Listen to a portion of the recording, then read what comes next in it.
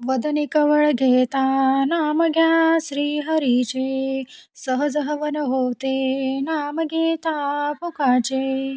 जीवन करी जीवित्वा अन्न हे पूर्ण ब्रह्म, उदर भरण नोवे जानिजे यज्ञ कर्म. जनी भोजनी नाम वाचे वदावे, अति आदरे गद्य घोषे मनावे.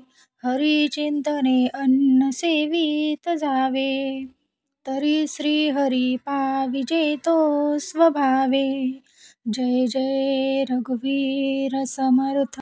जेवणापूर्वी म्हणायचा श्लोक हा श्री रामदास स्वामी यांनी लिहिलेला आहे.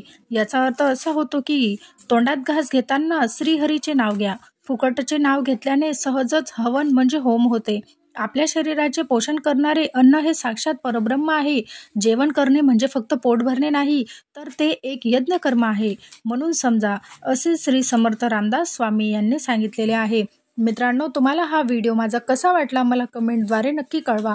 जर तुम्हाला माझे व्हिडिओ आवडत असतील तर माझ्या चॅनलला नक्की सबस्क्राईब करा. भेटूया अशाच एका नवीन व्हिडिओसोबत. तोपर्यंत श्री स्वामी समर्थ. जय जय स्वामी समर्थ.